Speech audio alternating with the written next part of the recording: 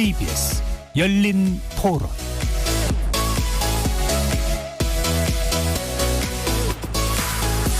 안녕하십니까. KBS 열린 토론 정준희입니다. 윤석열 총장의 이번에 징계위 하는 부분은 모든 것을 다 정치적인 걸로 다 해석을 해버린다, 이렇게 표현을 해야 되겠네요. 감찰이 이루어질 수도 있고 없어질 수도 있고, 감찰을 하게끔 하는 것 자체가 정치적인 행위일 수도 있고, 다 이런 것들이 섞여 있는 것 같아서 장관님이나 총장님이나 서로 지금 엄청나게 세력 다툼을 하고 있다라고 국민으로서 느껴지는데, 잘못이 있는 거에 대해서는 처벌을 받아야 되는 게 마땅하다고 생각을 하고요. 검찰이 자기네들의 편리에 의해서 권력을 많이 휘두르는 것 같아요. 검찰 개혁은 해야 될 것 같은데 지금 같은 방법은 아닌 것 같아요. 글쎄, 그게 뭐 한순간에 될까요? 지금에 있는 사람의 중간 위는 다 잘라야 되겠죠. 어차피 권력은 계속 내려오는 거니까. 정치 권력이니 뭐 그런 정치 신현이 뭐니 그러잖아요. 그러니까 그쪽하고 연결고리만 끊는다면 아무래도 검찰도 개혁이 되지 않을까요? 검찰 개혁 자체라는 말이 말도 안 되는, 검찰은 항상 공정하고 깨끗하고 했었어야 되는 건데 정말 그렇지 않은 곳이라는 게 아이러니. 어쨌든 간에 그게 과도기라고 생각해요. 좋아지는 방향이라고 생각해요. 빨리 공수처가 출범을 해가지고 검찰개혁이 이루어져야 된다 생각합니다.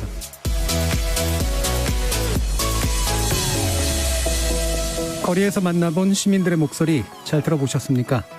오늘 토론 주제는 공수처법 개정안 통과와 윤 총장 징계위원회 어떻게 봐야 할까입니다. 어제 이후 오늘도 여야는 공수처법 개정안 등 개혁 입법안에 국회 표결을 놓고 다소 격하게 대립했습니다. 국민의힘은 필리버스터, 즉 무제한 토론을 진행하면서 공수처법 개정안에 대한 입법 지연 전략과 대국민 여론전에 나섰지만 기대한 만큼의 성과를 거뒀는지는 의문입니다. 공수처법 개정안에 대한 무제한 토론은 어제 자정 정기국회 종료와 함께 끝났고, 민주당은 오늘 오후 임시국회를 열어 개정안을 통과시켰습니다. 한편 윤석열 검찰총장에 대한 징계 여부를 심의할 징계위원회도 오늘 오전부터 열렸는데요. 징계위원 증인 신청을 두고 법무부 윤 총장 간 이견이 크게 노출됐죠. 오늘 KBS 열린 토론에서는 여야 두 분의 법조인을 모시고 공수처법 개정안 입법 과정에서 나타난 여야 대치국면 짚어보고 검찰총장 징계위원회의 쟁점과 전망 살펴보겠습니다. 참고로 오늘 이 시간에는 문재인 대통령의 대국민 탄소 중립 비전선언 청와대 생방송이 있어서 토론 중간에 잠깐 현장을 연결할 예정입니다. 이로 인해 토론이 평소보다 조금 짧아지는 점 양해 부탁드립니다. KBS 열린 토론은 여러분이 주인공입니다. 문자로 참여하실 분은 샵9730으로 의견 남겨주십시오. 단문은 50원, 장문은 100원의 정보 이용료가 붙습니다. KBS 모바일 콩, 트위터 계정 KBS 오픈, 그리고 유튜브를 통해서도 무료로 참여하실 수 있습니다. 시민 논객 여러분의 뜨거운 참여 기다리겠습니다. KBS 열린 토론 지금부터 출발합니다. 살아있습니다. 토론이 살아있습니다. 살아있는 토론, KBS 열린 토론. 토론은 라디오가 진짜입니다. 진짜 토론, KBS 열린 토론.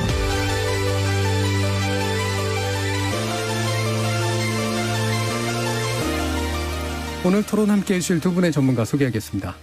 먼저 전 더불어민주당 법률위원회 부위원장이셨죠? 현근택 변호사 나오셨습니다. 네, 안녕하세요. 현근택입니다. 그리고 광주지방검찰청 부장검사를 역임하셨고요. 김경진 전 국민의당 의원 자리하셨습니다. 안녕하세요. 김경진입니다. 자, 일단 뭐 1부에서는 공수처법 개정안 통과에 관련된 논의, 그리고 2부에서는 이제 징계위원회 관련된 논의를 좀 진행해 볼까 하는데요.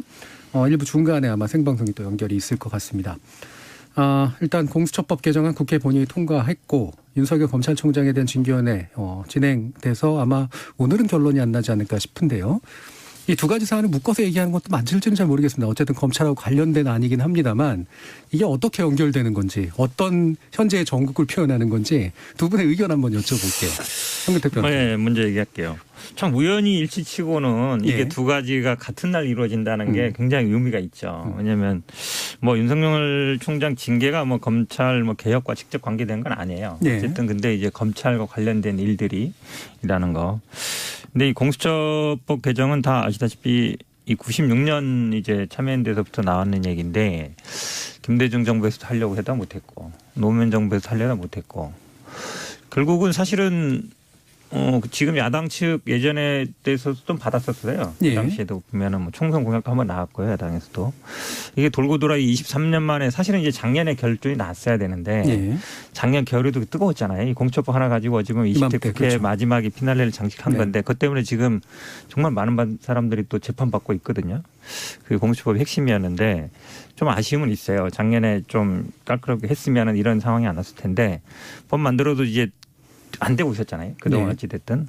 근데 진짜 이번에는 될 것 같다. 24년 만에 드디어 이제 좀 목전에 둔 것 같아서 저도 뭐 계속 시민단체 있으면서 주장해왔고 이래서 이걸 아마 주장하고 이거를 계속 했던 분들한테는 굉장히 오늘이 굉장히 뜻깊은 날이 될 것 같습니다. 예. 그러니까 제도적으로는 공수처라고 하는 것이 설치가 이제 입법은 됐었습니다만 결국 핵심인 처장의 임명 자체가 계속해서 늘어질 수밖에 없었던 상황에서 이제는 그것이 어느 정도 가능한 상황으로 이제 바뀐 의미가 분명히 있고 그게 공교롭게도 검찰 징계위원회 날짜하고 겹쳐버렸다라는 말씀 주셨네요. 자, 그럼 김경진 전 의원께서는 어떻습니까? 일단 검찰 내부의 이제 비리들이 주기적으로 좀 사회 이슈화가 됐었고요. 예. 그때마다 대체로 검찰이 스스로 자기 머리라든지 내부 사정을 제대로 잘 못했다. 이런 평가들이 있어서 검찰 내부의 비리를 척결하기 위한 공수처가 필요하다. 여기에 대해서는 대체적으로 공감을 우리 사회가 해왔던 것 같아요. 그렇죠. 그런데 이제 작년에 입법을 하는 과정에서 검찰 내부의 비리를 사정하는 것을 넘어서서 우리 사회의 모든 고위공직자들, 뭐 장관급 장관, 국회의원, 뭐 장성, 경무관 이상, 뭐 판사, 검사 뭐 이렇게 다 이 수사 대상으로 지금 이게 집어넣어놨거든요. 그래서 이제 그리고 난 이후에 이게 공수처에 대한 시각이 극명하게 갈리는 것 같아요.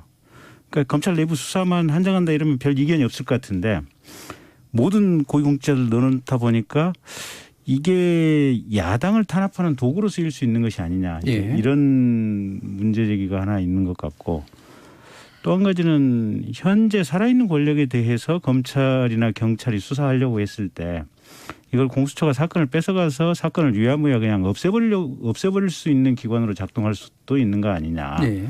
이렇든 저렇든 야당에 대해서는 탄압하고 현재 정권에 대해서는 수사를 무마시키는 현 정권 보위의 수사기구로 추락할 우려가 있다라는 예. 것이 이제 야당 쪽의 문제 제기인 것 같고 반면에 여당 쪽에서는 지금까지 검찰이 수사를 제대로 못 해온 측면들이 있으니 이 공수처를 통해서 대한민국에 있는 상층부에 있는 인사들의 부정부패 비리를 발본색원하도록 해야겠다. 그런 기능을 충분히 잘할 수 있을 것이다.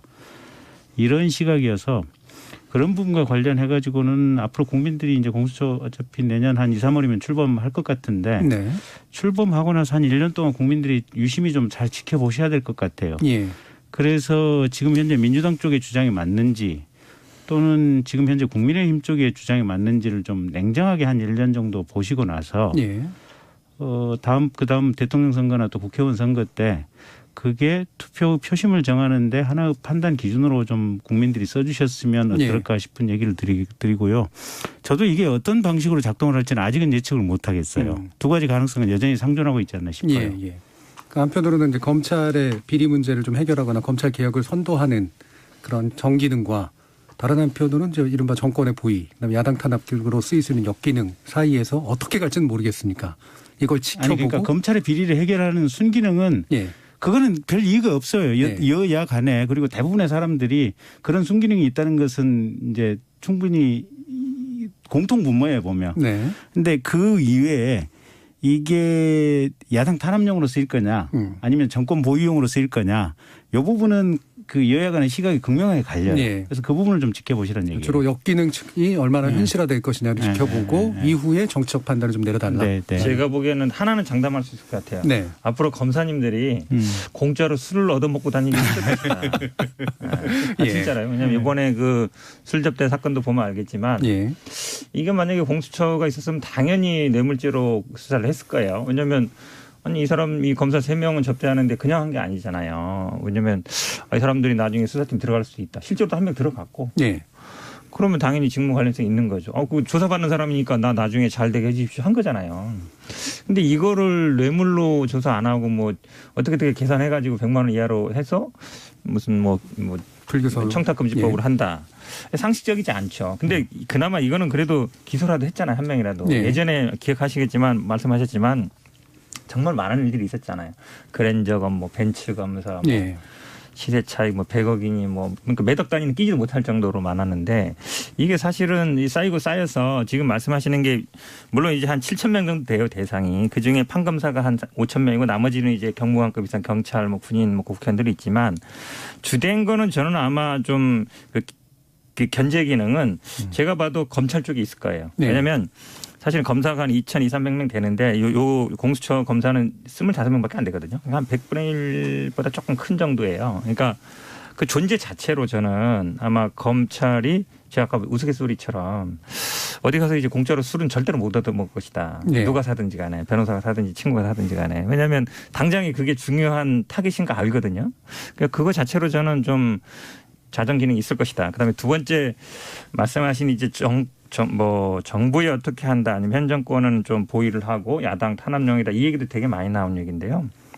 사실은 이 그 공수처장 임명 과정을 보면 아시겠지만 예전에 우리가 특검할 때도 뭐 국내당 있을 때도 한 것처럼 그러니까 약간 변협이나 그러니까 지금 제가 보기에 단체들 중에 조금 중립적이라 할 수 있는 게 변협이에요. 근데 변협이 지금 직선제를 하다 보니까 예전에는 뭐 좀 일단 됐지만 지금은 어찌 보면 변협에 약간 보수적인 분들이 더 회장이 되는 경우가 많아요. 물론 서훈 변협 하다가 또 있지만 그렇게 보면 변협이 조금 캐스팅 보드 역할을 할 가능성이 커졌어요. 지금 상태에서는. 그러니까 변협이 추천하고 3명 추천하면 그중에서 1명이든지 아니 2명이든지 아니면 그래도 그 다음에 조금 더 중립적이게 할 수 있는 데가 이제 법원 행정처라고 볼 수 있는데 물론 이제 대법원장 임명하지만 그래도 법관이나 이런 분들 추천할 가능성이 많거든요. 그럼 만약에 뭐 변협이 추천한 분 한 분, 그 다음에 법원 행정처에 추천한 분 한 분 정도 하면 제가 보기에 야당, 여당 성향으로 그러니까 여당 쪽에서 미는 사람 아니면 여권 성향이 있는 사람 쉽게 얘기하면 뭐 민변이든 이런 사람들이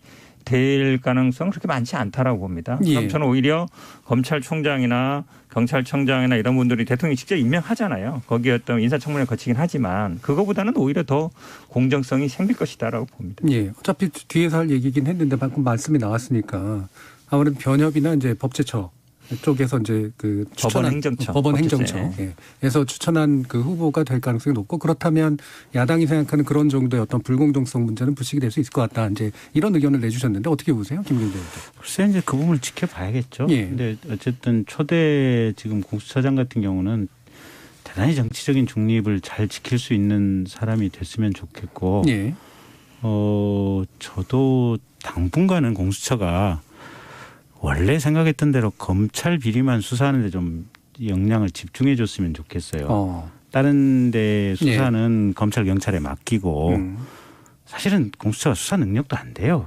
초창기에. 사람 수나 이런 것도. 네, 사람 수도 그렇고 뭐 이 전문적인 증거 분석 기관도 없고 뭐 이런 상황 때문에 그래서 그 원래 검찰 비리 수사에 집중한다고 쳤을 때는 저는 검사 출신보다는 차라리 판사 출신이 오는 것이 좀 더 낫지 않을까 개인적으로 그렇게 생각을 하고 있고요. 그래서 그냥 법원장쯤 하셨던 분이 이렇게 조금 뭔가 명망 있고 내부에서 존경받으신 분이 초대 공수처장 오시면 제일 무난하지 않을까 그런 생각은 해보는데 그럼 뭐 어떻게 될지는 이제 두고 봐야죠. 뭐. 최근에 했던 토론 중에는 가장 되게 직설적인 그 제안을 해 주셨어요. 아무래도 뭐 여러 가지 정책인 어떤 논란이 생기는 그런 문제 이전에 검찰에 대한 어떤 비리 척결. 그러니까 초창기에 만약에 이게 공수처가 출범하고 나서 한 1년 상간에 뭐 야당 소속 국회의원을 잡아넣는다든지 이러면 정책 논란이 되겠죠. 정치적인 논란이라든지 부담들이 대단히 커요 보면 이 기관의 존재 자체에 출범 전부터 이런 논란이 있었기 때문에 그래서 원래 생각했던 검찰 비리 부분에 대해서 수사를 좀 집중하면 아마 그런 논란이 좀 잠재워지고 그리고 그런 과정 속에서 공수처의 수사 능력도 생기고 여러 가지 내부적으로 철학이라든지 운영의 방침 같은 것이 안정화되면 거기서부터 차츰 법의 취지에 따라서 활동 범위를 조금씩 넓혀가면 어떨까 싶긴 해요. 그러니까 저는 이제 그 대상도 그렇지만 그 수사 범죄도 보면요. 대부분 뭐 뇌물이라든지 아니면 뭐 문서 위조, 직권남용 이런 거거든요. 근데 여야 정치인들이 제일 수사 많이 받는 거는 선거법이에요.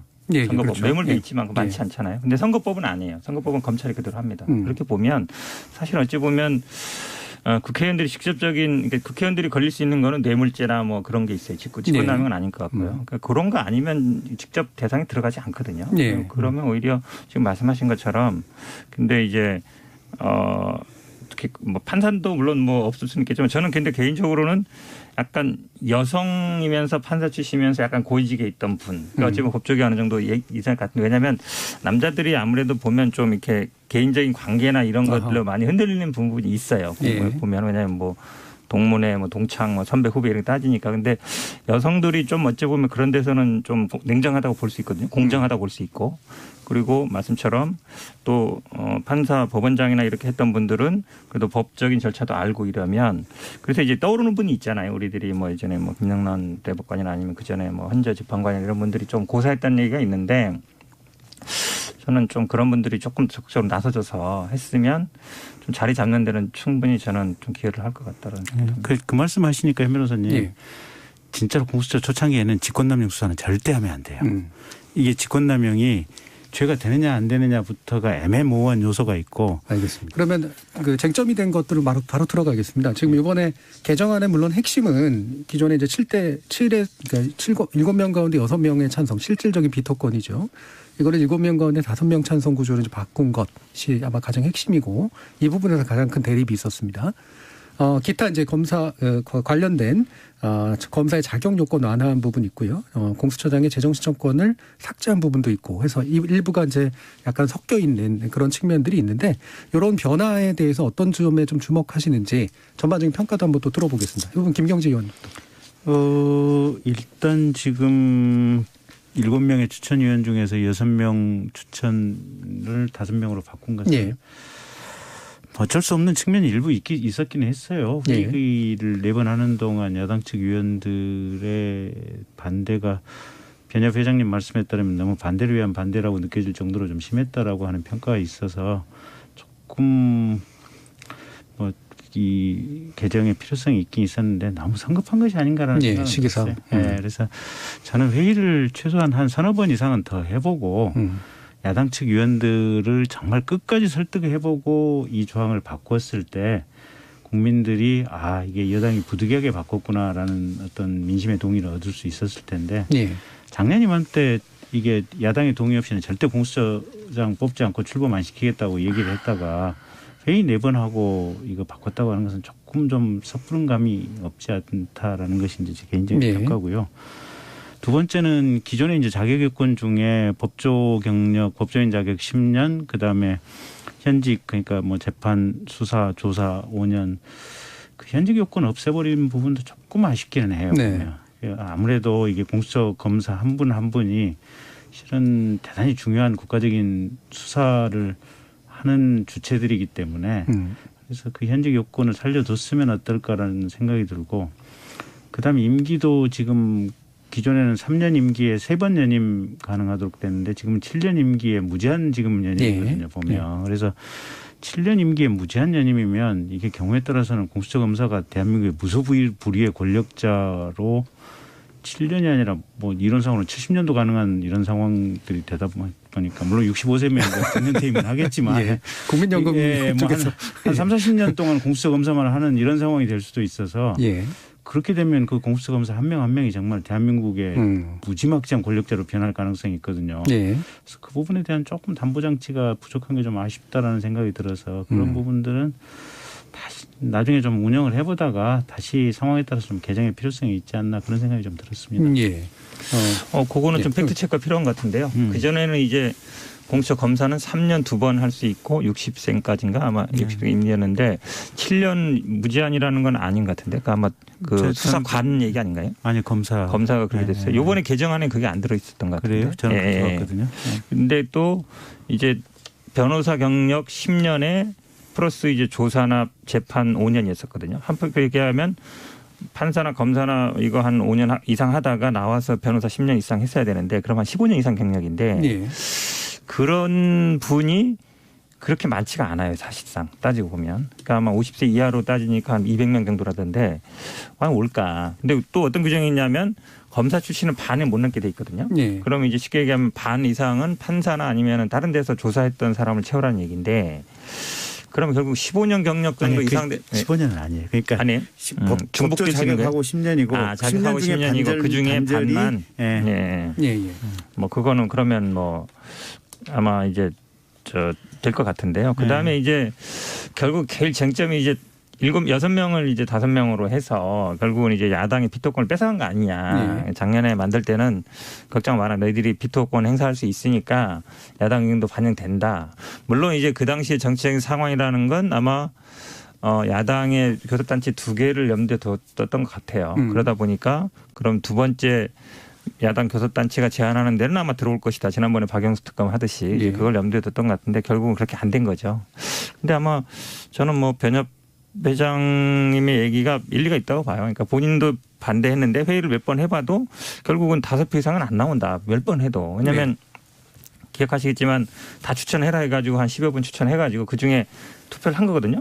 그러니까 어차피 이분들은 본인들이 추천한 사람도 반대 물론 공개 투표를 한 건 아니기 때문에 한지 모르지만 야당 추천이 한 사람들도 반대편 같다는 거냐. 그분들도 5표 이상 안 나왔으니까. 서로 반대했다 뭐 정도더라고요. 그렇죠. 뭐 그럴 수도 있고. 그러면 결국은 안 되는 거거든요. 그러니까 이 시스템에서는 결국은. 그러면 뭐 좀 어쩔 수 없는 상황 아닌가라고 보입니다. 물론 이제 그 부분에 대해서 뭐 이 여당에서 좀 어찌 보면 뭐 작년에 제대로 했으면 되는데 제대로 못했기 때문에 그런 부분은 좀 어느 정도 비판을 받을 수는 있다라고 봅니다. 네.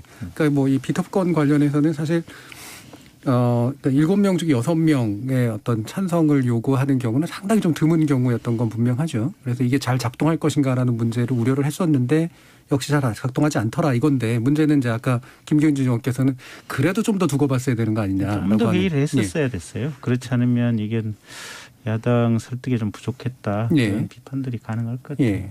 물론 이제 그 앞에 이제 추천위원을 그 후보 추천위원 자체를 추천하지 않는 기간이 너무 길었기 때문에 생긴 이제 국민적 피로감도 좀 있었던 거고 이게 좀 섞여버렸는데 결국에는 그러면 이 국민의힘의 전략이 어땠던가에 대한 판단을 좀 해봐야 될 것 같아요.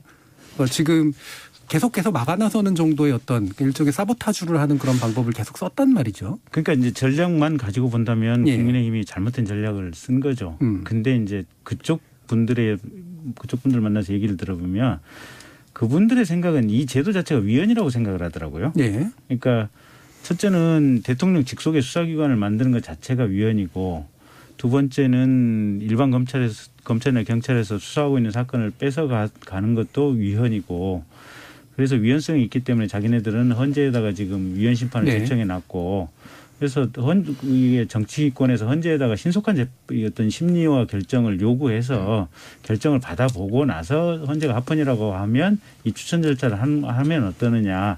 그게 이제 국민의힘 쪽의 얘기인데 그게 100% 틀렸다고 할 수는 없는 얘기긴 해요. 그런데 그럼에도 불구하고 사실은 위헌 여부에 대한 심판은 어쨌든 헌재가 내리는 거고 그 헌재에서 심판이 나오기 전까지는 합헌으로 추정이 되는 거고 그럼 합헌 상태라면 그 합헌 상태의 법 집행을 위해서 국회나 우리 일반 국민이나 공직자들은 다 최선을 다해서 노력해야 되는 것이 책무이기 때문에 그런 의미에서 보면 국민의힘 쪽에서 했던 전략이나 행위들이 비난의 소지가 있는 것은 분명하죠. 그런데 그 사람들이 비난받을 소지가 있다고 그래서 그러면 정부 여당 쪽에서 너무 급하게 밀어붙이는 게 또 올냐.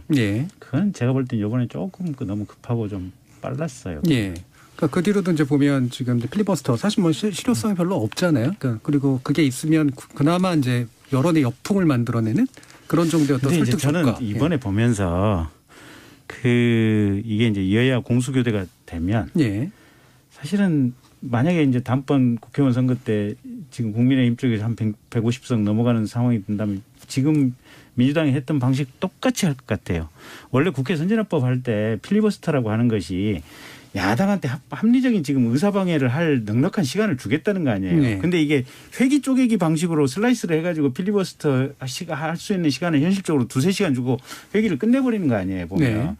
안건 조정 같은 경우도 사실은 법 조항에 보면 90일간을 기본적으로 좀 묵혀두면서 야당한테 시간을 주겠다고 하는 거 아니에요, 보면. 네. 근데 여당이 지금 이거 없애버렸던 거 아니에요. 근데 거꾸로 지금 민주당이 야당 돼가지고 국민의힘 쪽에서 니네들 한 거 그대로 우리 똑같이 할래라고 하면 참 할 말도 없어요, 보면. 그러니까 어쨌든 그렇긴 해요. 안건 조정이나 이제 필리버스터나 이제 어쨌든 지연 전략을 승인하는 네. 그 제도였던 셈인데 네. 그게 실질적으로는 작동하지 않는 방향으로 지금 아예 굳어지고 있다라는 말씀이시잖아요.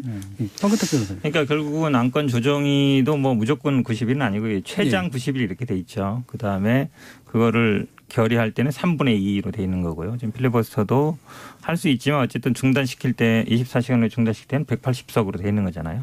그러니까 무조건 돼 있는 건 아니에요. 어느 정도 이제 3분의 2라면 기본적으로 약간 가중 요건을 보는 거거든요. 네. 과반 이상이니까. 그다음에 180석도 뭐 3분의 2 조금 안 되는 거지만 어쨌든 가중 요건이라서 제가 보기에 무조건 그거를 할 수 있는 건 좀 아닌 것 같다. 물론 말씀하신 것처럼 여야 교대가 바뀌면 그럴 수도 있지만 저는 그래도 국민들이 어쨌든 이번에 민주당이 180 어쨌든 여권에 180석 이상의 표를 준 거잖아요. 근데 그거는 그런 의미가 있다고 봐요. 그러니까 물론 이게 의도적으로 우리가 필리버스터 막아야 되겠다 이런 건 아니지만 집단 지성이 모인 거잖아요. 결국은 총선의 민의가 저는 그런 거라고 봅니다. 그러면 결국은 좀 개혁 입법을 해라. 이런 예를 들어서 그동안 우리가 2004년 경험도 있지만 어찌 보면 이제 표를 많이 줘도 제대로 못한 것들이 있기 때문에 그게 이제 어찌 보면 한 10몇 년 만에 다시 상황이 온 건데요. 저는 국민들의 뜻이 좀 그런 물론 사실은 뭐 말씀처럼 야당의 의견도 받아야 되지만 뻔히 알잖아요. 이게 절대 반대다. 제가 보기에는 아마 어떤 법안이 나와도 공수처는 무조건 반대일 거예요. 위헌이라고 생각하시고 지금 헌재도 가 있고 뭐 만들 때부터 반대했고 작년에도 반대했고 나올 때마다 반대했거든요. 그러니까 90일이 아니라 180이 가도 반대예요. 그러면은 사실은 어찌 보면 그 기간을 과연 주서 수기를 하는 게 의미가 있을까라는 생각도 들어요. 최대한의 지연 이외에 어떤 의미도 없는 상태가 많이 반복됐었죠. 거기서 만약에 조정이라든지 필리버스터 이런 때는 어느 정도 타협의 여지가 있을 때거든요. 타협의 여지가 있을 때인데 이 공수처 관련해서는 사실은 이걸로 작년에 지금 재판받는 분이 한 수십 분 돼요. 사실은 뭐 그렇죠. 그러니까 그만큼 어찌 보면 첨예하게 대립했던 것이라 이거는 저는 기간을 준다고 해서 타협책이 나올 것 같지는 않다는 생각이 들어요. 예. 그러면 뭐 아마 일부 마치기 전에 이 부분 함께 또 짚어주시면 좋을 것 같은데 올해 안에 설립 아까 이제 대통령 같은 경우에는 이제 아마 연초에는 출범이 가능할 거로 본다라는 그런 말씀을 하시긴 했습니다만 실제로 이제 시간이 얼마 남지는 않았습니다. 근데 게다가 국민의힘 김도부 의원 같은 경우에는 이제 그 사임계를 제출했잖아요. 법사위에서. 그리고 야당 추천위원들은 이제 사퇴 의사를 또 표명하기로 했고요. 이게 이제 이런 조건에서 어느 정도까지 진척이 될 수 있을지에 대해서 한번 판단을 좀 해 주시죠. 일단은 지난번에 야당 의원이 만약에 10일 내 안 하면 우리가 법학교수회 회장 그다음에 로스쿨 그러니까 법학전문대학원 이사장 이런 분들이 하게 돼 있기 때문에 10일 내에 어쨌든 그런 분들이 들어오시면 되는 거고요. 그다음에 아마 공수처장 임명은 뭐 어렵지 않을 것 같아요. 근데 이제 그 수사관 아까 제가 좀 말씀 잘 드렸는데 수사는 보니까 일단 3년이에요. 3회 연임할 수 있는데 정년이 보니까 63세인데 검사 뽑고 수사관도 뽑고 또 행정요원도 있고 근데 그게 사람들만 뽑아놓다고 일이 되는 게 아니거든요. 이분들이 왜냐하면 손도 맞춰야 되고 교육도 해야 되고 훈련도 해야 되기 때문에 제가 보기에 뭐 법무부에서 하든 검찰에서 하든 수사기관에서 그런 그 필요하다고 보는데 또 손발도 맞춰봐야 되고 그럼 결국은 이런 사람들도 또 인사위원회에서 뽑아야 되거든요. 인사검증도 해야 되고 그럼 처장은 뽑아놓더라도 물론 처장 뽑으면 그다음에 그 사람 중심으로 인사위도 구성하면 되지만 다 갖춰서 실제로 수사 들어가는 건 제가 보기에 내년 뭐 상반기 봄 정도 이상 돼야 되지 않을까라고. 네. 코로나19 백신 시기하고 비슷할 것 같은데 그러면. 맞아요. 쉽지 않아요. 일단 지금 공수처장 추천위원회를 아마 법이 바뀌었으니까 새로 구성을 해야 될 것 같고요. 그래서 거기서 회의를 해야 되는데 회의가 이제는 그렇게 길게는 안 가겠죠. 5명이니까. 거기서 추천이 되면 대통령이 또 지명하고 인사청문회 해야 되잖아요. 인사청문회 해서 처장이 임명되면 그 처장이 또 차장을 이제 공수처 차장을 임명해야 되고 차장이 임명하게 된 이후에 공수처 내부의 검사와 수사관을 뽑기 위한 인사위원회를 구성해야 되거든요. 그리고 나서 공수처 검사를 채용해야 되는데 제가 볼 때는 공수처 검사는 지금 검사나 수사관들 전국 곳곳에 자기 고향하고 상관없이 전국을 뺑뺑 돌잖아요. 1년에 한 번씩. 제가 볼 때 판검사나 아니면 경찰에 계시는 아마 법조인들 중에 지원자가 넘쳐날 것 같아요. 좋은 자리라고 생각하시는 거죠? 아니 정말로 딴 데 가지 않고 대한민국의 권력의 핵심을 쥐는 수사 권력의 핵심을 쥐는 부분이기 때문에 아마 사람들이 넘쳐날 것 같고 그러면 이분들 중에 좋은 분을 어떻게 뽑기 위한 그 위원회와 그 기준을 만드는 것이 대단히 중요한 작업이기 때문에 아마 그 과정만 마치는데도 한 서너 달 가지 않을까 싶은데 예. 그래서 내년 상반기나 돼야 아마 가능하지 않을까 싶네요. 그러니까 처장은 어떻게든 뭐 지금보다는 빨리 되더라도 네. 실제로 작동되기까지는 네. 상당히 한 반년 정도의 시간 더 소요될 거로 두 분 보시는 것 같습니다. 자, 그러면 지금까지 이제 공수처법 개정안에 관련된 여야의 대치 이후에 공수처 출범 전망 관련된 이야기 나눠봤는데요. 2부에서는 윤석열 검찰총장 징계위원회 관련된 쟁점 그리고 여야의 입장 같은 것도 함께 살펴보도록 하겠습니다. 지금 여러분께서는 KBS 열린 토론과 함께하고 계십니다. 토론이 세상을 바꿀 수는 없습니다. 하지만 토론 없이 바꿀 수 있는 세상은 어디에도 없습니다.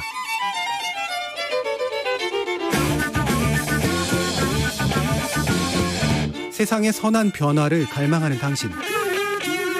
정답이 아니라 질문의 힘을 믿는 당신. 우리 KBS 열린 토론에서 만납시다.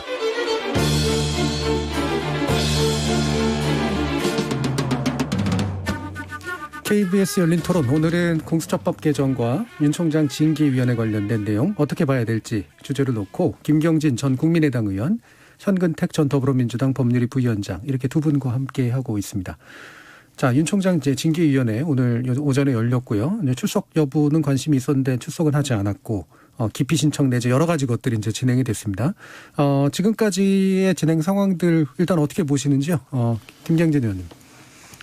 사실은 이건 정치적인 사건이죠. 예. 지금 대통령님부터 시작을 해가지고 민주당 정권 전체가 대단히 부담스러운 검찰총장을 어떻게든지 좀 쫓아내고 제거해야겠다라고 하는 이런 생각의 연장선상에서 지금 벌리고 있는 활극이 아닌가 싶은 생각이 들고요.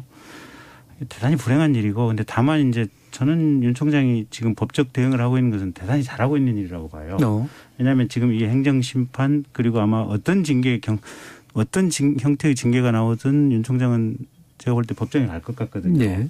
법정에 가면 이게 대법원까지 갈 것 같고, 그렇게 판례가 나오는 과정 속에서 국민의 직접 선거에 의해서 투표된 정당성을 가지고 있는 대통령 권력. 그리고 결국은 법무부 장관의 권력이 대통령 권력을 대신 행사하는 거니까요. 이 대통령 권력과 그다음에 어쨌든 준사법기관으로 독립해서 수사를 하라고 하는 이 검사 내지는 검찰총장의 권한.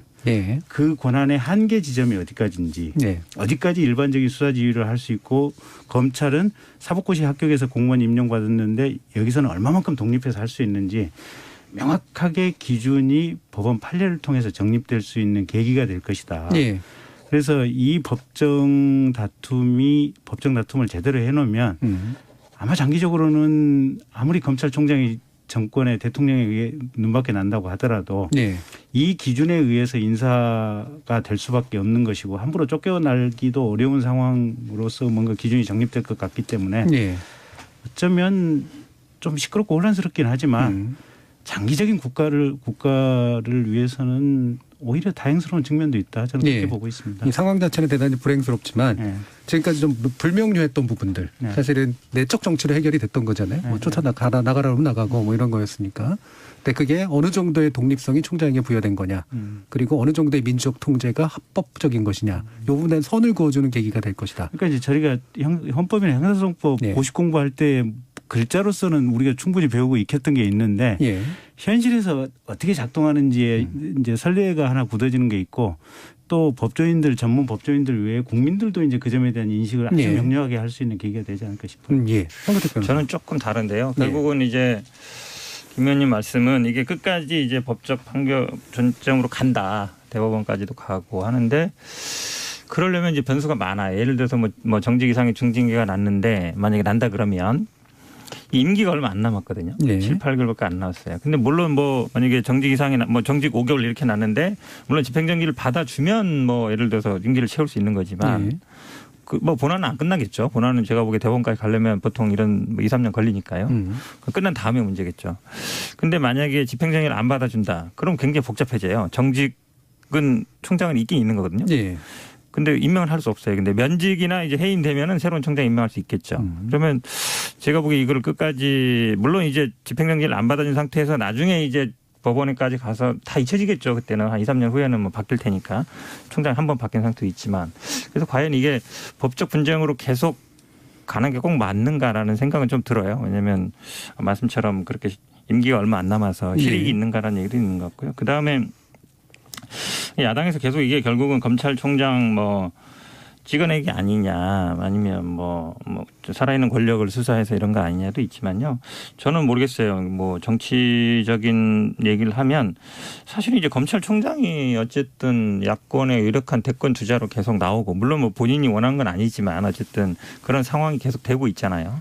물론 뭐 야당에서도 뭐 자기들이 뭐 원하지는 않는다 그러지만 이런 상황이 저는 비정상인 것 같아요. 분명히 현재 어쨌든 검찰총장은 정치적 중립이 굉장히 중요하거든요. 그렇지 않아도 수사를 할 때마다 그런 오해를 받기 쉬운데 하필이면 왜 꼭 야당 지금도 나왔지만 야당 의원이 뭐 관련된 거는 뭐 별 수사 관심 없는 것 같고 여당 쪽 관련된 것만 관심 있는 것 같고 또 그러면서 또 어찌 보면 인기도 올라가고 지지율도 올라가고 이런 상황이 돼서 과연 이거를 계속 가는 게 맞느냐라는 생각이 들어요. 저는 그래서 어느 정도 징계위에서 결정을 하고 대통령이 어느 정도 좀 그때 윤석열 총장도 뭐라 그랬냐면 직접 얘기한 건 아니지만 변호인 통해서 대통령이 사인만 하면 나는 그냥 못 물러나지만 뭔가 그래도 언급을 하면 판단을 하겠다는 것처럼 얘기해서 어느 정도 대통령이 좀 어느 정도 얘기를 하고 그다음에 징계위에서 좀 결정을 하면 좀 수용하는 모양새도 저는 나쁘지 않다고 봅니다. 예, 무조건 이제 법적 판결을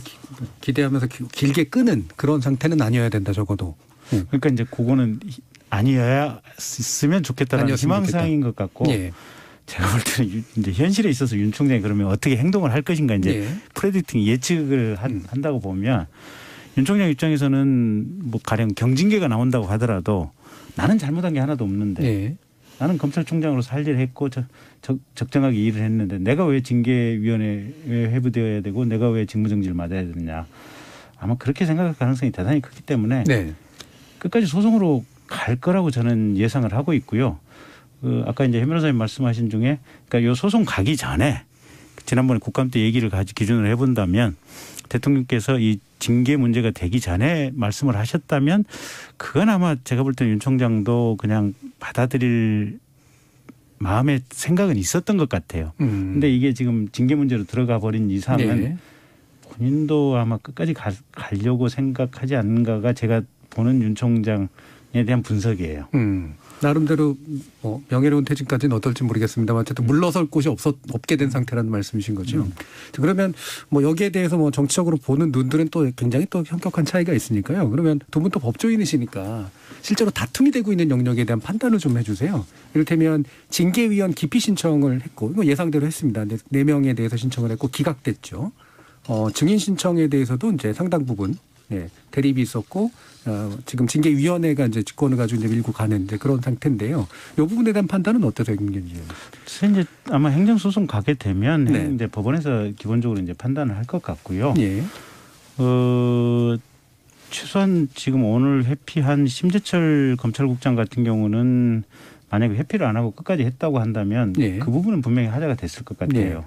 그러니까 지난번 대검 감찰부에서 수사정책기획관실에 그 판사 사찰 관련 문건 압수수색을 할 때 대검 감찰과장하고 심재철 국장하고 통화를 계속했다라고 하는 일부 언론에 지금 보도가 있었는데 그게 사실인지 아닌지 저로서는 몰라요. 확인 안 해봤는데 만약에 그 언론 보도 내용이 사실이라고 한다면 검찰청법 위반 가능성이 상당히 높고 그렇다고 한다면 그거는 반드시 기피 대상이 돼야 될 부분이 이제 법적으로 워낙 명확하기 때문에 그래서 어쨌든 회피를 했으니까 자진 회피를 했으니까 이제 별 문제는 없는 것 같고 나머지 분들 지금 차관이나 아니면 그 외대 지금 위원장 맡으신 교수님이나 이런 분들에 대해서는 전체적으로 보면 현 정부가 코드를 맞췄고 또 문재인 대통령 대선 과정에서 선거 캠프에 있었다거나 또는 문재인 대통령 지지 선언을 했다든지 뭐 이런 일련의 정치적인 코드를 같이 한다라고 보는 측면에서 사실적인 관점에서 뭐랄까 편향적인 징계위원 선정을 했다라고 비난할 수 있는 부분은 분명한 것 같아요. 그런데 이게 기피 사유 정도에 해당할 정도의 어떻게 보면 편향성이냐.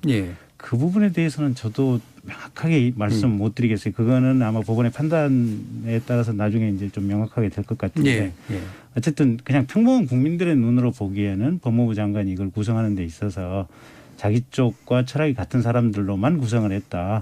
이런 그냥 보통 사람들의 비난은 충분히 가능할 편향 시비 소지는 있다. 네, 있어 다만 그게 기피에 적당한 이유가 되는지 기피 정도까지 이를 사유인지는 저도 사실은 조금 불분명해요. 오늘 저도 이제 언론 보도를 보다 보니까 두 가지 정도가 눈에 띄던데 특정 언론입니다만, 그러니까 5명, 그러니까 7명 중에 2명은 빠지는 거잖아요. 장관 1명 빠졌고 그다음에 외부위원 1명 빠져 안 왔으니까 5명 남았잖아요. 근데 5명 중에 뭐 호남이 4명이다. 그러면서 이제 그분들이 경력도 쭉 얘기하셨는데 일단 지역을 얘기하고 지금 말씀처럼 또 정치적인 성향을 얘기하고, 물론 이제 제가 보기에 뭐 지금 교수 이런 분들은 아마 보니까 뭐 로스쿨 교수님이니까 전문가들이라 볼 수 있는데, 그러니까 결국은 심재철 국장하고 이제 신정식 그 부장 들어가는 부분을 아마 좀 문제 많이 제기하는 것 같아요. 결국은 윤석열 쪽에 좀 반대쪽에 있는 사람 아니냐, 예단이 있는 거 아니냐라는 얘기가 있었는데요. 근데 이제 이런 고민도 있을 것 같아요. 그러니까 검찰총장 징계하는데 뭐 평검사, 물론 이제 법에는 그냥 검사만 하고 돼 있는데 평검사를 넣을 수는 없을 것 같고, 여론에서도 보면 뭐 검사장 이상 해야 된다는데 대부분의 검사장들이 이번에 또 반대 성명을 넣었거든요. 그럼 또 반대 성명 넣은 사람이 오라 그러면 오겠냐? 오지 않죠, 당연히. 또 와도 반대표 할 것 같고요. 그다음에 또 어떤 지적이 있었냐 보니까 그 지적이 있더라고요. 심재철 국장이 나중에 스스로 빠졌다. 처음에 빠졌으면은 구성 자체를 못한다. 그 말도 맞아요. 왜 그러냐면 5명인데 심재철 위원이 먼저 빠져주면 4명밖에 안 되잖아요. 근데 4명 가지고 그중에 1명 빠지는 거 회피 신청을 하려면 3명밖에 안 남아요. 왜냐하면 회피 기피하는 당사자는 결정을 못하니까. 그럼 과반 출석이 안 되는 거예요. 그러니까 그런 어려운 문제가 있는 거예요. 여기 보면은. 그러니까 애초에 장관이 빠지면서 1명 일단 빠지게 돼 있는 거고, 그다음에 제가 보기에 이번에 아마 들어오는 검사들은 부담감이 있을 거예요. 아니면 뭐 교수들, 외부 인사들인지 간에. 왜냐하면 검찰총장 징계하는 게 이제 언론이 다 알려지고, 어쨌든 본인들도 대부분 특히 이제 검찰 조직 계셔야 알겠지만 약간 그 조직을 배신했다라든지 이런 어떤 낙인을 찍힌다는 게 분명히 있거든요. 그러니까 그런 부분에 대한 부담감이 분명히 있다. 그래서 그렇게 본다 그러면 특정 지역을 얘기하거나 아니면 정치적 성향을 얘기하거나 아니면 아까 말씀처럼 왜 그럼 먼저 회피하나, 심재철 국장이 왜 먼저 안 빠지고 나중에 빠졌냐, 이런 얘기들은 어떻게든 이 징계위 구성을 못하게 하려는, 어쨌든 이게 성립 자체가 안 되게 하려는, 저는 좀 그런 생각이 더 많은 게 아닌가라는 생각을 안 할 수가 없어요. 그러니까 기피 신청 대량으로 했던 것 이런 게 나름의 사유라고는 됐지만 사실 징계위원회 자체가 그러니까 열리지 않도록 하기 위한 그런 대응이었다. 제가 보기엔 오히려 지금 보면은 4명을 했었거든요. 한 분 빼고, 물론 신성식 부장만 이제 대검이 있기 때문에 자기 뭐 참모라서 안 했다 그러는데, 사실은 심재철 국장에 당연히 있지만 그렇게 5명 중에 4명 기피 신청을 하면 다 빠지는 거랑 마찬가지거든요. 그러니까 오히려 상대방한테 더 명분을, 그러니까 징계위한테도 명분을 준 게 아닌가. 예를 들어서 2사람만 아니면 이렇게 딱 들어왔으면 그 사람에 대해서 신명되는데 한 사람 빼고 다 들어왔으면, 물론 이제 지금 윤석열 측에서는 그럼 4명이 다 청구된 거기 때문에 4명이 다 빠져야 된다. 그래서 심의해야 된다는 건 말이 안 되잖아요. 그러면 심의할 사람 자체가 1명밖에 없으니까. 제가 보기에는 오히려 뭐 보통 우리가 법원이나 이런 데서 기피 회피할 때도 보면 뭐 3명 중에 1명 정도 이렇게 하거든요. 집중적으로. 그래서 그분에 대해서 그래서 하는데 좀 그런 방식이 오히려 더 낫지 않았는가 보고요. 그다음에 징계위 구성 자체가 왜 그러면 법무부 장관이 제청도 하고 심판도 하고 기소도 하고 판사도 하고 검사 역할, 판사 역할 다 하는 거 아니냐 이런데, 일반적으로 징계 절차는 다 그렇습니다. 왜냐하면 징계라는 게 그 기관 내에서 하는 거거든요. 그렇죠. 사법 절차가 아니라서. 그건 뭐 판사 징계도 마찬가지고 일반 행정부처 징계도 마찬가지고요. 그렇게 하는데 그거를 제가 보기에 뭐 헌재로 가서 위헌이다라고까지 얘기하는 것도 제가 보기에 좀 과한 것 같아요. 그런데 최소한 그 1월 1일부터 시행될 예정인 그 이제 징계법 개정 법령 있지 않습니까? 검사징계법. 거기에 보면 뭐 법학교수회에서 교수회장이 지명하는 1인, 또 변협회장이 지명하는 1인, 또 로스쿨 협회 이사장이 지명하는 1인, 뭐 이런 식으로 그냥 거의 장관이 지명하는 게 아니고 예. 외부 기관의 객관적인 제3자 기관에게 아예 맡기는 이런 형태로 법 조항 자체에 돼 있거든요. 그래서 물론 지금이 이제 시행령 새 개정법이 적용되는 시점은 아니지만 장관이 기왕에 사표 내신 사직 의사를 표현하신 외부 위원들 대신에 예. 가령 뭐 변협 회장이라든지 또는 로스쿨 협회 이사장이라든지 뭐 법학교수회 회장이라든지 이런 분들을 그냥 곧바로 그냥 그 직에 따라서 맡고 계신 분들을 지명을 해버렸으면 예. 사실은 오늘처럼 이렇게 불공정하다고 불공정하다라고 하는 이런 비판의 부분들은 상당히 좀 피해갈 여지들이 있지 않았을까라는 생각이 들고요. 아까 이제 지역 말씀하셨는데 그 부분도 조금 상당히 아쉬운 부분이에요. 예. 보면. 예.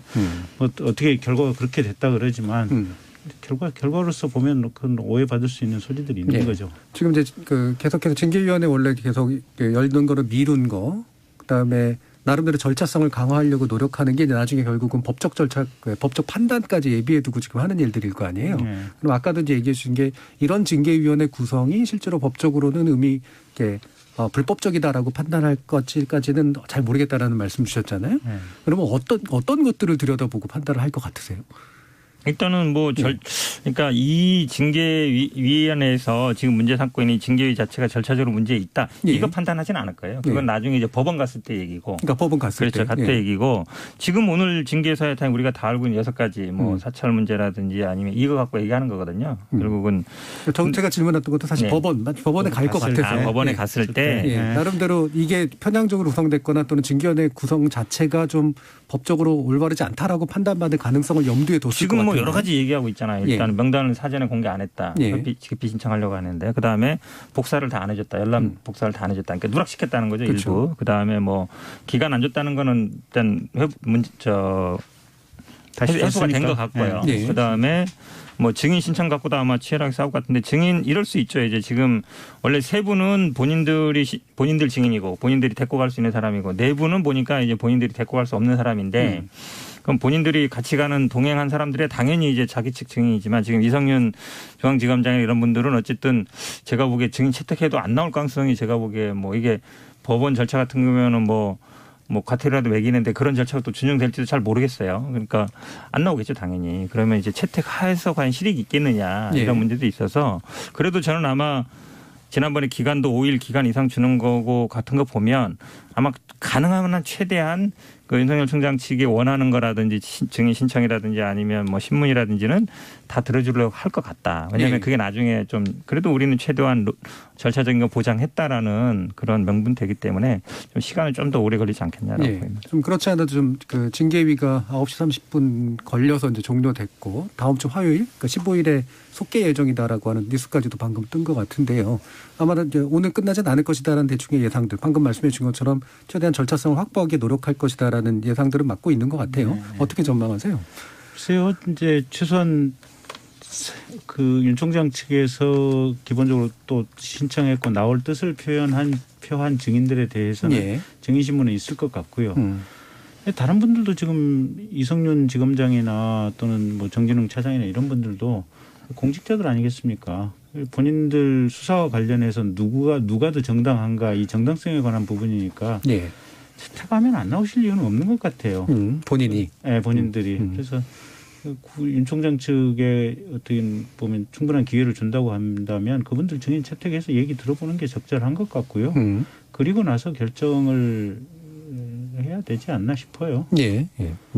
그러면 근데 이게 그 법에 보면요. 일반적인 형사 절차는 양측에서 뭐 검사 측도 신청하고 변호인 측도 신청할 수 있는데 이 검사 징계법은 징계 혐의자, 그러니까 윤석열 총장 측에서만 신청하는 거예요. 물론 이제 뭐 직권으로도 할 수 있지만 근데 이게 저도 이런 데 가서 이제 증인이나 이런 걸 해보면요. 법정에서는 뭐 선서도 하고 판사에 또 지휘권이 있거든요. 그리고 재판을 많이 하시는 분이기 때문에 적절히 제어를 해요. 그러면 이제 좀 유도신문이라든지 길어진다든지 이러면은 하고 그다음에 또 양측의 이제 공방을 잘 이어나가는데 지금 위원장은 이제 로스쿨 교수님이고 물론 변호사 출신입니다만 그러니까 또 이 어쨌든 위증의 이런 뭐 책임 이런 것도 없고 이러면 법정이 아니라 이렇게 큰 회의실 같은 데서 하면 이 굉장히 중구난방이 됩니다. 그냥 본인 얘기 계속 하고 싶고 또 상대방이 또 얘기하면 또 중간에 끊고 들어오는 경우도 있고요. 네. 항상 여쭤보면 그래서 증인으로 제가 보기에 실체가 밝히긴 쉽지 않아요. 이런 데서는. 왜냐하면 이게 위증 선서한다는 게 좀 의미가 있거든요. 본인들이 거부할 수 있지만. 그래서 저는 이게 증인을 많이 하는 건 아마 절차 보장의 의미는 있지만 실체를 밝히는데 그렇게 큰 도움은 안 될 거다라는 네. 생각이 듭니다. 근데 윤 총장 측 대리인 이원기 변호사 얘기를 들어보면 지금 복사해준 기록 자료라고 하는 것에 한 8할이 지금 신문 스크랩이고 정작 우리가 생각했던 뭐 소송이나 형사 사건에 있어서 관련자의 진술을 정리한 부분이라는 이런 부분들은 그리 많지가 않고 그것도 상당수 지금 누락이 돼 있다는 거 아니에요? 그러면 신문 스크랩을 지금 증거 자료로 증빙 자료로 제출을 했다고 한다면 그럼 그 기사를 쓴 기자를 불러서 물어봐야 되는 것인지 그래서 최소한의 그런 몇 명 정도의 윤 총장 측에서 필요로 하는 신청 증인에 대해서는 불러서 물어보는 것이 정말 최소한의 방법인 것 같고요.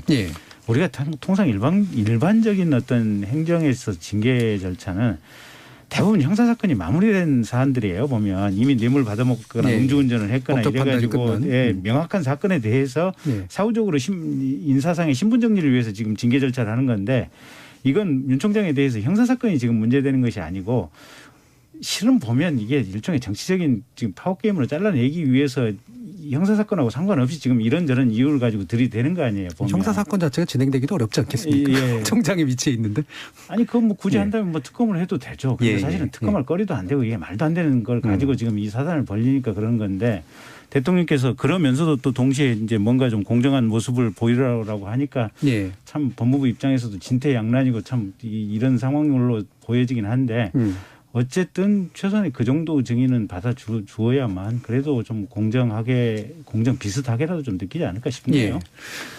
저도 뭐 증인은 당연히 받아도 된다고 봅니다. 그러셨는데 아마 이제 기록을 전부 안 줬느냐 이게 사실은 저 같은 변호사 입장에서는 항상 이제 형사 사건 할 때마다 불만인 사항이 있죠. 왜냐하면 검찰이 예를 들어서 우리가 이제 물증이 있는 사건 말고 말로만 있는 사건, 예를 들어서 뭐 뇌물 사건이나 이런 건 대부분 그렇거든요. 물증은 없어요 대부분. 근데 말로만 있는 경우에 보통 진술이 이렇게 변경돼 가거든요. 그러면 제일 궁금한 건 처음에 무슨 얘기했냐가 제일 궁금해요. 왜냐하면 처음에 갔을 때 사람이 얘기를 한 게 근데 수사를 하다 보면 이제 바뀌고 물론 10번 부르면 10번 다 조사를 남기지 않지만 중간중간에 그러면 항상 제일 마지막에 것만 이렇게 딱 제시해요. 그게 왜냐하면 유죄 증거가 되니까요. 처음에 나온 거는 굉장히 이제 어쨌든 변호인한테 유리할 수 있는데 잘 안 줍니다. 검찰도 대부분 보면. 있는 건 알아요. 왜냐하면 그 사람이 3번 가서 얘기했다고 얘기하니까 조서 썼다 그러면 근데 항상 보면 마지막에 자백한 거, 인정한 거 이런 거밖에 없어요. 이게 항상 어찌 보면 수사 과정에서 항상 나오는 문제인데 저는 아마 윤석열 총장 이번에 그걸 느낄 것 같고요. 왜냐하면 징계 청구할 때도 징계 사유에 해당되는 것만 제시를 하지 징계 사유가 안 될 것 같은 걸 제시하지는 않거든요. 그런 면이 있다는 거고요. 그다음에 신문 스크랩 얘기하는데 사실은 저도 보면 징계 사유 장관이 이렇게 뭐 제시한 거 이런 거 보면 서로 사실은 공방을 많이 벌였어요. 언론에 SNS에 올리기도 하고 올린다 하고 징계 사유 6가지도 다 언론에 공표했죠. 보도자료도 뿌리고 이제 그런 면도 있다고 보고요. 저는 뭐 이게 형사 사건까지는 지금 당장은 아니지만 예를 들어서 지금 이제 그 문건 같은 경우에는 이게 물론 감찰에서 어떻게 결과가 나올지 모르지만 추가적인 이제 압수수색으로 나온 건 없다고 하니까 만약 없으면 다행이지만 만약에 더 나온다 그러면 문제 될 수도 있다라는 생각도 좀 들고요. 물론 만약에 이게 징계로 해서 만약에 뭐 물러난다. 그랬을 때 다시 이거 건 가지고 수사할 건가. 저도 뭐 그 가능성은 많지는 않다고 봅니다. 왜냐하면 이미 이제 감찰이 진행 중이고 수사 중인 사안들은 예전에 뭐 그 윤호진 관련된 거라든지 뭐 부인 관련된 거라든지 장모 관련된 건 이미 수사 진행 중이어서 지금 나온 6가지 중에서 별도로 뭐 수사가 진행될 거 가능성은 저도 높지는 않다고 봅니다. 자 이제 마무리 발언 필요한 때인데요. 정치적 사건이라고 아까 이제 말씀 주셨잖아요. 김기현 의원 같은 경우에. 그러면 어쨌든 어떤 결정이 내려지던 간에 뭐 경징계건 중징계건 간에 현재 뭐 이제 법무부라든가 추 장관 쪽에서는 정책 부담이 이제 생기겠죠. 양쪽으로도. 어떻게 이 문제를 현재 앞으로의 정치적인 어떤 파장들이 있을지에 대한 나름의 예상 한마디씩 듣도록 하겠습니다. 김기현 의원. 지금 이미 파장이 나타나고 있고요. 예. 대통령님이나 또 여당에 대한 지지도가 확 빠지고 있는데요. 상황의 어떤 이렇게 진행에 따라서는 제가 볼 때는 계속해서 아마 대통령님이나 민주당에 대한 지지가 훨씬 더 빠질 요소들이 있다. 평균적인 국민들은 이게 정부에서 살아있는 권력을 수사하니까 밑보인 총장을 찍어내기 위한 어떻게 보면 거의 공작에 가까운 지금 징계를 하고 있다라고 하는 것이 일반 국민들의 보편적인 시각이고요. 사실은 저도 그런 시각을 가지고 있고요. 그러다 보니까 제가 볼 때는 정부 여당이 외통수에 걸려 있고 이게 가면 갈수록 아마 지지율 하락의 요소가 되지 않을까 저는 그렇게 보고 있습니다. 알겠습니다. 현근택 변호사. 저는 뭐 오늘이 굉장히 의미 있는 날이라고 앞에 말씀드렸는데 왜냐하면 공수처가 가시권에 들어왔고 어쨌든 검찰총장의 징계라는 게 꼭 검찰 개혁의 문제는 아니지만 어쨌든 그동안 우리나라에서 변제받지 않고 무소불위의 권력이라고 했던 검찰이 뭔가 이제 바뀌어야 될 때가 됐다. 국민들이 그렇게 생각할 것 같고요. 검찰총장은 개인의 문제는 아니라고 봐요. 이것도 제도의 문제고 검찰이 그동안 어찌 보면 끊임없이 이런 식으로 그러니까 계속 정부를 공격하고 그 정부 임기 말 되면 이렇게 공격하면서 다시 존재 가치를 살리고 또 뭔가 공수처라든지 아니면 뭔가 검경 수사권을 할 때 항상 그런 식으로 대응을 해왔거든요. 근데 그게 결국은 힘의 역전 관계가 한 20년 만에 바뀐 상황이다. 그럼 이제는 어쩔 수 없는 상황 아닌가. 저는 이 논란 징계 사유가요. 그렇게 오래 갈 것 같지 않습니다. 법적인 조성이 가는 것과 정치적인 논란이 되는 건 별개의 문제이기 때문에 공수처 만약에 처장 임명 이런 식으로 가면 오히려 그쪽으로 더 방향성이 갈 가능성이 있어서 오히려 국민들이 개혁을 하라고 의석을 줬기 때문에 개혁을 제대로 해나간다 그러면 지지도 다시 받을 수 있다고 보고 있습니다. 예, 오늘 논의는 그럼 이것으로 모두 마무리하겠습니다. 오늘 토론 함께해 주신 현근택 전 더불어민주당 법률위 부위원장 그리고 김경진 전 국민의당 의원 두 분 모두 감사합니다. 감사합니다. 고맙습니다. 책임 정치는 맺고 끊을 때를 명확하게 하는 의사결정의 정치입니다. 타협이 이르지 못한 결정인 까닭에 만약 문제가 발생하면 그에 대한 책임을 온전히 짊어지겠다는 의미이기도 합니다. 물론 성과가 있다면 그걸 가능하게 한 추진력에 대해서도 높게 평가해야겠죠. 고위공직자 비리수사처의 출범 가능성을 한층 높인 법률 개정안 처리 이후 공수처장 추천, 임명 그리고 공수처의 실행에 이르는 모든 과정에 국민 여러분이 관심을 갖고 냉정하게 지켜봐 주셔야 할 이유입니다. 지금까지 KBS 열린 토론 정준이었습니다.